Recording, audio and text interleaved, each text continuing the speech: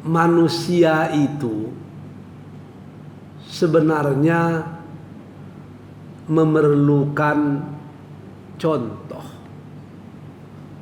Manusia itu memerlukan idola yang harus ditiru, ditapak tilasi jejak dan langkahnya. Makanya dulu waktu kita kecil-kecil, guru-guru kita di madrasah, di sekolah sering menceritakan kisah-kisah. Yang kisah-kisah itu agar menjadi tauladan dan sempadan, agar tidak melawan dengan orang tua. Diceritakanlah tentang Sampuraga, si Tanggang kalau di Malaysia, tapi kalau di Indonesia si Tanggang ini lain pula. Itu satu suku, satu sub bahagian dari Saragih. Saragih itu lebih kurang 60 cabangnya. Keseluruh cabang itu disebut dengan Parna. Tapi kita tidak mengaji adat pada pagi hari ini.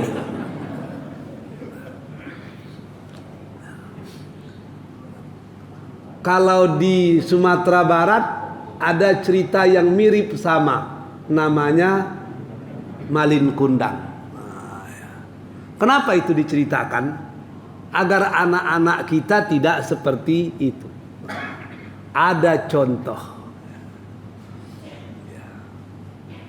Ada lagi cerita kadang-kadang tentang si kancil. Si kancil. Kenapa diceritakan tentang si kancil itu?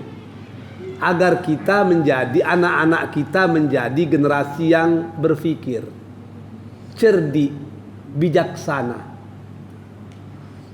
Lebih dewasa kita kadang-kadang ada cerita tentang Abu Nawas. Abu Nawas, seorang pemabuk yang sangat durhaka kepada Tuhan, akhirnya bertaubat. Sehingga syair taubatnya itu dijadikan syair resmi di Pondok Modern Gontor. Ya, Ilahi lastulil firdaus, macam-macam itu. Ya. Kenapa diceritakan itu? Agar juga menjadi contoh. Menjadi i'tibar. Banyak cerita-cerita. Ada cerita bawang merah, bawang putih, macam-macam itu. Agar anak-anak kita menjadi orang yang baik.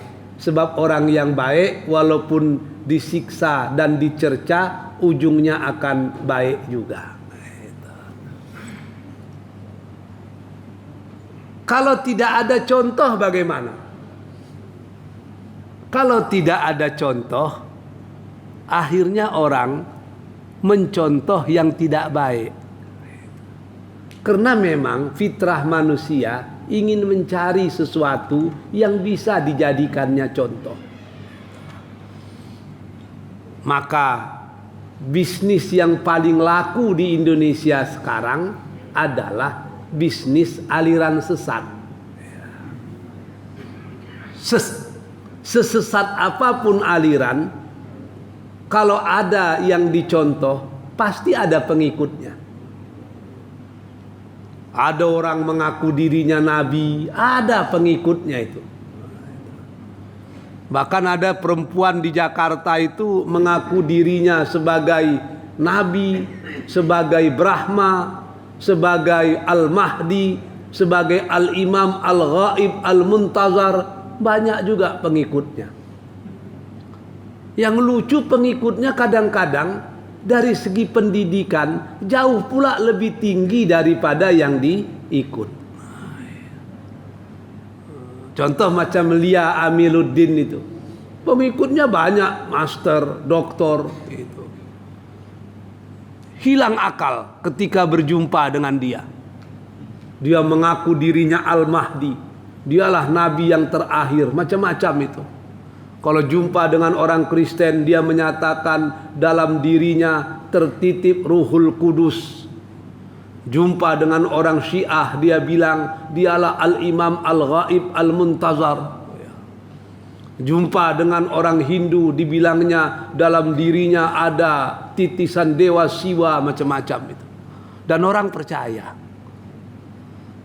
Akhirnya ditangkap polisi karena dianggap melecehkan agama. Murid-muridnya pun datang ke tempat dia. Bagaimana ini guru? Anda ditangkap polisi. Kata Lia Amiruddin, jangan takut. Biasanya dalam keadaan genting, Jibril akan datang membantu saya. Tangkap polisi, dibawa ke kantor polisi, diinterogasi. Ketika ditanya, disoal siasat, diproses verbal, tidak bisa menjawab, diam saja. Sakit pula kepala polisi dibuatnya. Akhirnya dimasukkan ke dalam sel. Ketika dimasukkan ke dalam sel, maka murid-muridnya datang. Kenapa ibu diam saja ketika ditanya oleh polisi? Mana malaikat Jibril? Apa katanya? Malaikat Jibril tidak berani datang ke kantor polisi. Macam-macam. Kan aneh-aneh, banyak juga pengikutnya, jadi cemana itu.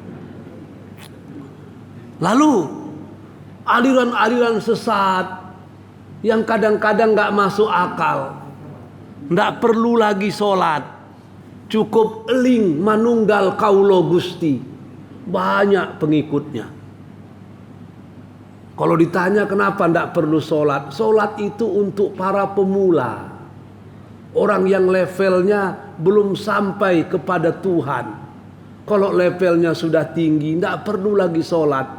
Karena setiap denyut nadi, setiap detak jantung, itu sudah menyebut nama Allah. Bukankah guna sholat itu untuk mengingat Allah? Aqimus sholah li zikr. Dirikanlah sholat untuk mengingatku, kata Allah. Kalau sudah ingat, tidak perlu lagi sholat. Wah, macam-macam itu. Luar biasa. Banyak pengikutnya. Di Jawa Barat kemarin ada yang ngaku nabi, banyak pengikutnya. Bahkan di Amerika ada orang mengaku dirinya Tuhan, banyak pengikutnya. Gimana itu? Apa penyebabnya? Karena manusia itu jiwanya sering gersang. Dia memerlukan bimbingan. Dia memerlukan tauladan. Dia memerlukan contoh yang harus diikuti. Kita siapa contoh kita? Laqad kana lakum fi rasulillahi uswatun hasanah. Liman kana yarjullaha wal yaumal akhir wa zakarallah katsiran. Kita punya contoh yang harus diikut. Siapa itu? Rasul sallallahu alaihi wasallam. Tapi mengikuti Rasul itu tidak mudah. Mengikuti Rasul itu berat. Yang betul-betul bisa siapa? Liman kana yarjullaha wal yaumal akhir. Orang yang betul-betul bisa mengikuti Rasul itu hanya orang yang betul-betul mengharapkan ridha Allah dan percaya kepada hari akhir. Kalaulah bukan karena Allah dan kita yakin akan adanya hari kiamat, paling susah itu mengikuti jejak langkah Rasul. Kita mau tidur malam, kalau perlu sampai jam 8 pagi kita tidur. Tapi kata Allah, kata Rasul, fatahajjat bihi nafilatan lak asa ayyab asaka rabbuka maqaman mahmudah. Kata Rasul, ya sholat tahajudlah sepertiga malam itu.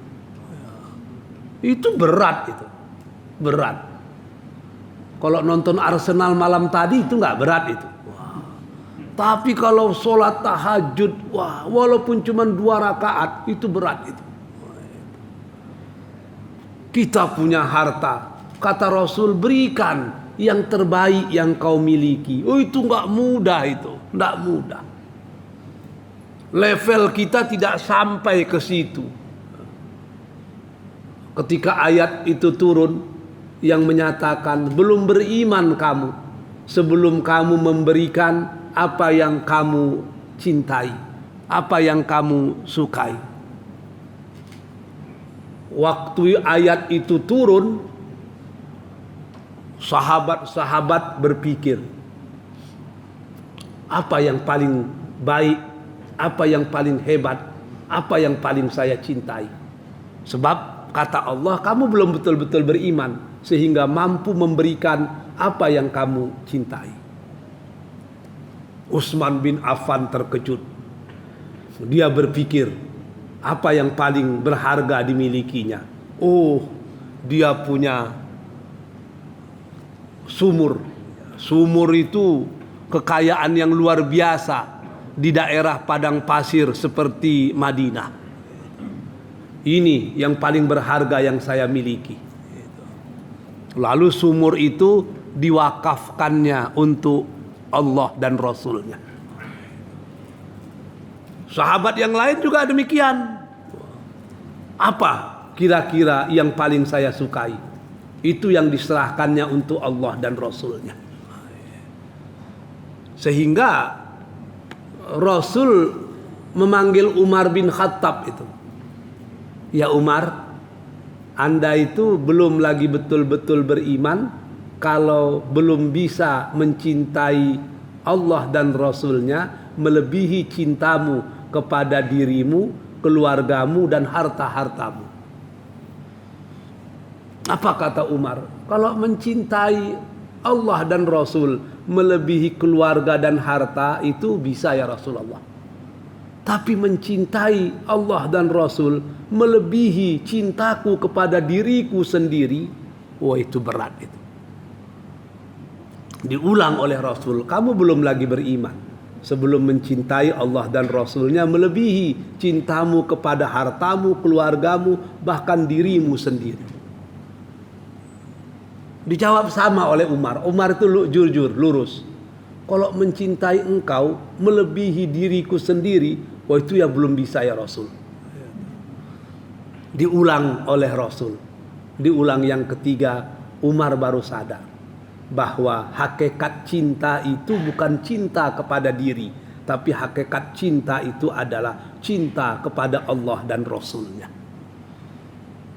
Umar pun mengakui, mulai hari ini aku akan mencintaimu melebihi dari diriku sendiri.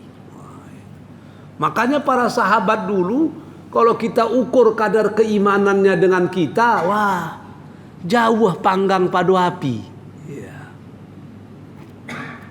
Umar itu ketika sholat, dia teringat kebun kurmanya yang sedang berbuah. Selesai sholat, dicarinya orang. Siapa yang mau membeli kebun kurmaku itu?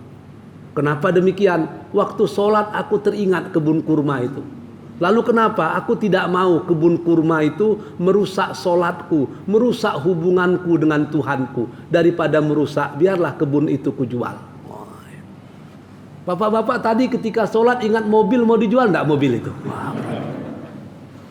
Oh itu level itu. Level keimanan yang luar biasa itu. Jadi bapak-bapak dan ibu-ibu yang dicintai Allah, umat Islam itu dan seluruh manusia memerlukan contoh, memerlukan tauladan.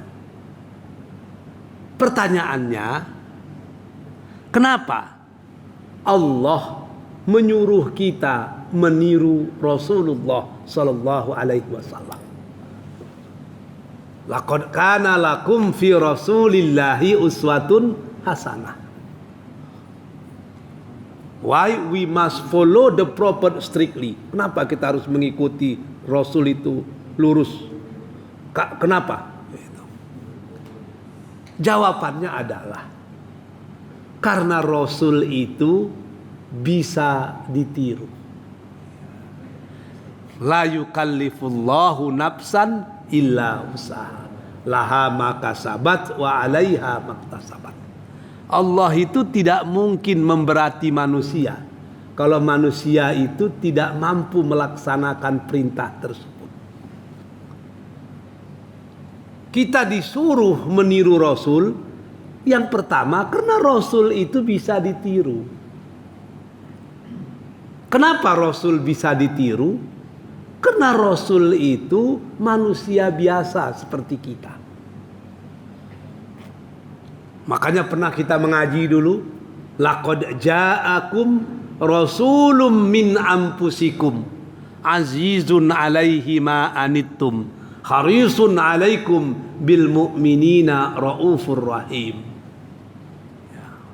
Sungguh telah datang kepada kamu rasulun, seorang rasul, min anfusikum, dari diri kamu sendiri.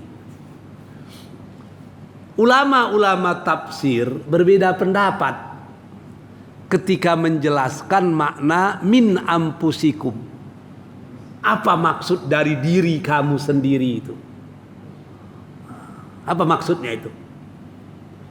Ulama-ulama mutaqaddimun, orang-orang terdahulu, menyatakan min anfusikum itu Rasul itu orang Arab.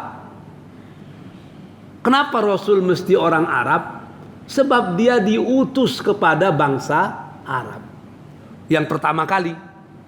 Karena pertama kali dia diutus kepada bangsa Arab, agar pesan itu mudah diterima oleh umatnya, maka Rasul itu harus sebangsa dengan umatnya. Ini yang dikatakan orang Minang, maimbau balam jo balam, memuke puyuah jo puyuah. Kalau ndak sejalan susah itu. Umatnya orang India, Rasulnya orang Pariaman, macam mana caranya itu? Ya susah. Bahasa berbeda, adat berbeda, nggak ketemu. Sering berkelahi. Orang Minang dengan orang Jawa saja sering berkelahi. Kata orang Minang, datuk tibo. Kata orang Jawa, masa tibo? Rupanya tibo bahasa Minang datang, tibo bahasa Jawa jatuh. Bahasa Bataknya madabu. Berkelahi jadinya. Mana pula dia jatuh? Dia datang, iya, tibo enggak masalah. Jadi bahasa itu bisa mempengaruhi. Maka Rasul harus sebahasa dengan umatnya. Itu maksud min anfusikum. Sebahagian ahli tafsir mutaakhirin menyatakan min anfusikum itu basyarun mislukum. Rasul itu harus manusia biasa seperti kamu. Kenapa manusia itu harus manusia biasa? Agar tidak ada alasan bagi manusia tidak meniru Rasul. Sebab dia seperti kita. Tapi ini yang diprotes oleh orang Arab kafir Quraisy. Ketika Rasul mendeklarasikan dirinya sebagai utusan Allah, mereka menolak.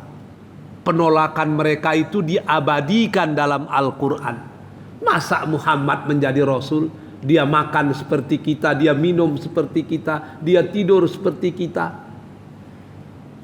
Kalau Allah menginginkan Rasul kepada kita, tentu diutusnya malaikat menjadi Rasul.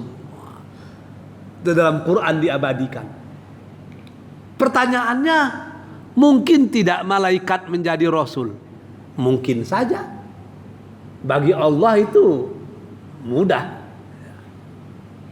Yang berat, bisa tidak kita tiru malaikat ketika dia menjadi Rasul? Sebab fungsi Rasul untuk ditiru. Meniru malaikat ini yang tidak mungkin. Tidak mungkin. Kenapa tidak mungkin? Dimensinya berbeda. Dimensinya berbeda. Malaikat itu dimensinya dimensi non materi. Sementara kita dimensi materi. kita tersusun dari unsur-unsur yang tampak sehingga kita nampak. Malaikat tersusun dari unsur-unsur yang tidak nampak, maka dia tidak nampak. Malaikat itu tidak punya nafsu, maka dia tidak kawin, dia tidak makan, dia tidak tidur. Kalau ada malaikat yang diciptakan untuk berzikir, semenjak diciptakan berzikir sampai dia meninggal nanti dia berzikir terus itu. Kalau dia diciptakan untuk bertasbih, ya dia hanya bertasbih saja. Dia tidak inovatif, tidak kreatif. Karena dia tidak punya nafsu dan syahwat.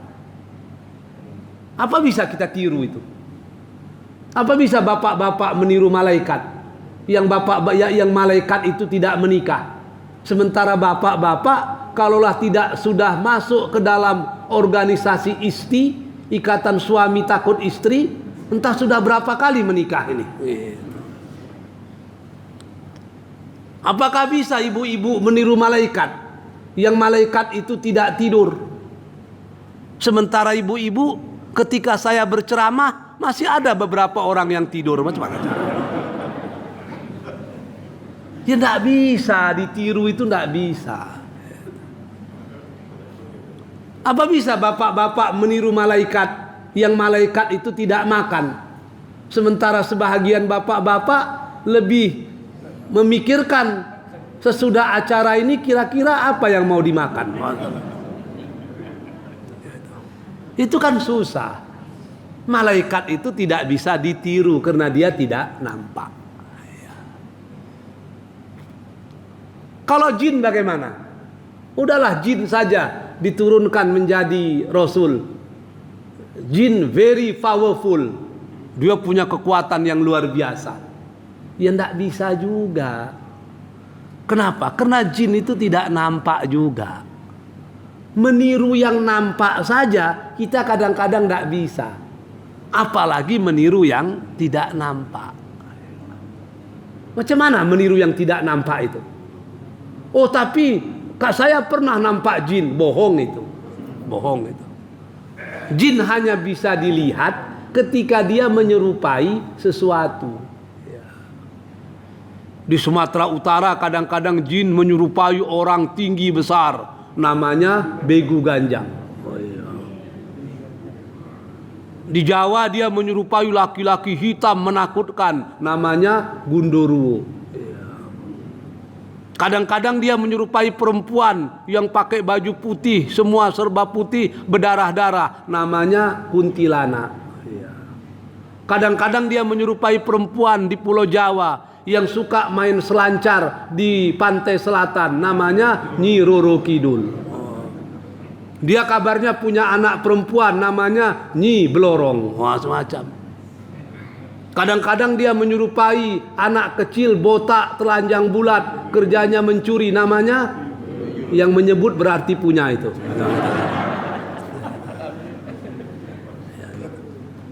Dia menyerupai. Di Mandailing dia menyerupai harimau putih. Di Sungai Siak dia menyerupai buaya putih. Di Gunung Merapi dia menyerupai sipasan putih, macam-macam itu. Itu dia menyerupai sesuatu, tapi itu bukan dia. Sebab jin itu tidak nampak. Kalau ada jin yang nampak, itu tidak lagi jin, tapi sudah berubah menjadi John. Ya, itu masalah. Jadi nggak nampak. Yang nggak nampak nggak mungkin ditiru. Maka min ampusikum di situ maksudnya Rasul itu manusia biasa yang melalui semua etape yang dilalui oleh manusia. Di sini kelebihan Rasul sallallahu alaihi wasallam.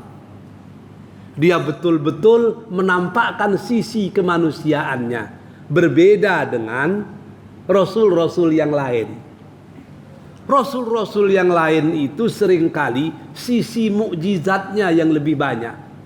Sisi khariqah lil 'adah, keanehannya yang luar biasa. sehingga orang mengimani Rasul karena keajaibannya, karena mukjizatnya, bukan karena ajarannya. Resikonya apa? Begitu Rasulnya tidak ada, mereka pun kembali kepada perbuatan yang sebelumnya. Nabi Ibrahim dibakar, ditumpuk kayu besar-besar, duduk di situ, dibakar, sampailah semua kayu menjadi arang, bahkan kayu menjadi abu. Selesai padam, Nabi Ibrahim duduk-duduk juga di tempat duduknya, tidak tersentuh oleh api. Orang pun banyak beriman dengan Nabi Ibrahim karena Nabi Ibrahim tahan api. Tapi begitu Nabi Ibrahim meninggal dunia, tidak lama sudah itu umatnya kembali melakukan perbuatan kekafiran. Nabi Musa paling sering bercakap-cakap dengan Tuhan. Dalam Quran dikatakan wa kallamallahu Musa taklima. Allah selalu berdiskusi dengan Musa. Tongkatnya dilemparnya menjadi ular. Tongkatnya dipukulkannya ke batu jadi mata air. Tongkatnya dipukulkannya ke Laut Merah, terbelah Laut Merah. Tangannya diangkatnya berubah menjadi cahaya. Melihat itu orang pun beriman. Tapi ketika Nabi Musa dipanggil Allah ke Bukit Tursina, hanya dalam tempo 40 hari umatnya sudah berubah dari menyembah Allah kepada menyembah patung anak sapi. Hanya 40 hari. Kenapa? Sebab terlalu banyak keajaiban, keanehan, mukjizat, sehingga umatnya lebih suka melihat keanehan itu daripada ajaran agama. Nabi Isa demikian juga. Orang buta dihembusnya matanya langsung melek. Orang peka dipegang telinganya langsung mendengar. Bahkan orang mati bisa dihidupkannya. Orang kagum. Tapi beberapa tahun setelah dia meninggal dunia, ajarannya pun diselewengkan orang.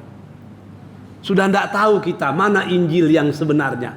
Apakah Lukas, apakah Yohanes, apakah Barnabas, macam-macam. Tak tahu kita. Ada versi-versi yang berbeda. Rasul Sallallahu Alaihi Wasallam berbeda. Justru ajaran Islam itu berkembang pesat setelah Rasul meninggal dunia. Kan ya, ketika Rasul hidup, Islam itu di mana? Mekah, Madinah, dan sekitar Jazirah Arab. Begitu Rasul meninggal, Abu Bakar datang menjadi Khalifatul Ula. Apa yang dilakukannya? Disebarkan Islam. Mulai menyebar ke hampir seluruh Jazirah Arab. Di zaman Umar sampai ke Palestina, sampai ke Irak, bahkan kekuasaan Romawi dan Parsi bisa ditaklukkan. Daerah-daerah yang dulu berada di bawah kekuasaan Romawi dan Parsi bisa dikuasai umat Islam. Bahkan ketika saya ke Cina, saya tanya dengan salah seorang imam masjid di Cina itu. Saya pergi ke Kunming nama daerahnya. Sampai ke sana, di Cina itu kan susah itu. Bahasa Inggris dia tidak bisa, bahasa Arab dia tidak bisa, bahasa Mandarin kita pula yang tidak bisa. Saya tahu bahasa Mandarin kan beberapa kata saja, sia-sia, ho aimi, nah, itu tahulah itu kan, itu masalah. Yang lain dia nggak tahu lagi. Oh susah. Tapi ketika saya ke masjid jumpa dengan imam besarnya, saya tanya, ya Syekh, mata dakhalal Islam ila Sin. Syekh, kapan Islam masuk ke Cina ini? Dengan bangga dia menyatakan, qad dakhalal Islam ila Sin fi ahdi Umar ibn al-Khattab. Ke Cina ini Islam masuk di zaman Umar bin Khattab. Artinya dulu masuk Islam ke Cina daripada ke Nusantara. Dulu masuk Islam ke Cina daripada ke Sumatera Utara. Tapi kadang-kadang kita merasa lebih Islam dari orang Cina. Itu masalahnya. Kapan rusaknya Cina itu? Ketika negeri Cina dikuasai oleh komunis. Islam dihapuskan, masjid-masjid dihancurkan, orang yang mengaku Islam dibunuh, disiksa, macam-macam. Tapi sebelum itu luar biasa. Bahkan di situ saya terkejut, banyak panglima-panglima perang Cina itu yang beragama Islam. Ada satu lagi bintang film kungfu yang diperankan oleh Jet Li, ternyata bukan sekedar guru kungfu, dia merupakan penyebar Islam yang paling terkenal di Cina, yang kita kenal dengan Wong Fei Hong. Nah, itu saya terkejut, itu rupanya Wong Fei Hong yang diperankan Jet Li itu bukan kisah tabib, itu kisah pendakwah Islam yang sangat masyhur di Cina. Jadi zaman Umar bin Khattab, Cina itu sudah dimasuki Islam. Bahkan kalau menurut Ustadz Adi Hidayat saya dengar itu, sebenarnya sebelum ke Cina itu ke Sumatera dulu.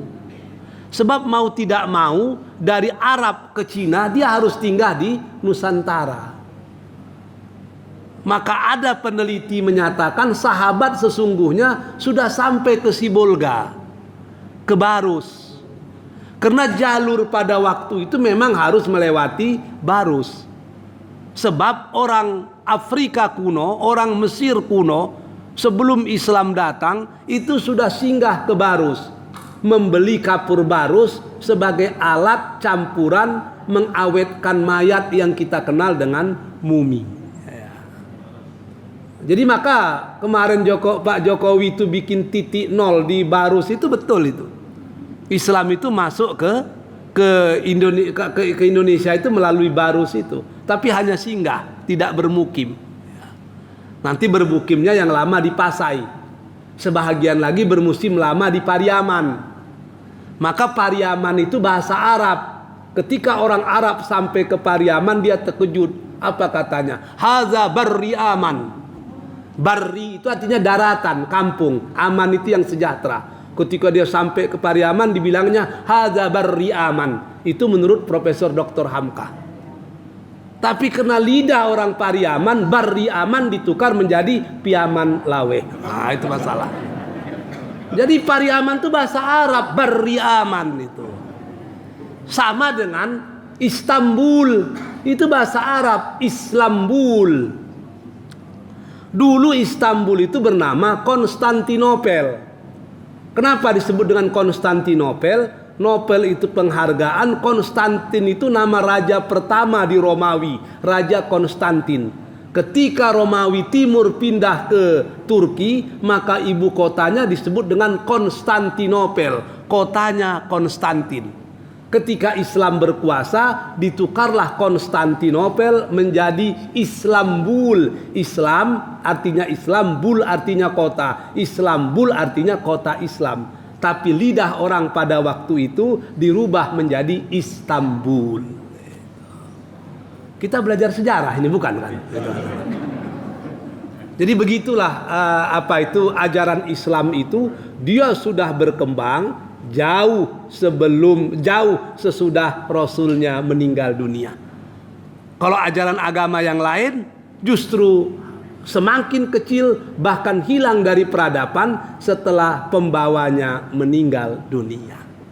Apa penyebabnya? Karena Rasul itu manusia biasa, sehingga tidak ada alasan bagi manusia untuk tidak meniru Rasul. Dia muncul tidak terlalu banyak menggunakan kemukjizatan, sehingga orang mengimani Rasul bukan karena mengkultuskannya, tapi karena ajarannya yang luar biasa. Maka puncak dari segala mukjizatnya ada pada Al-Quran.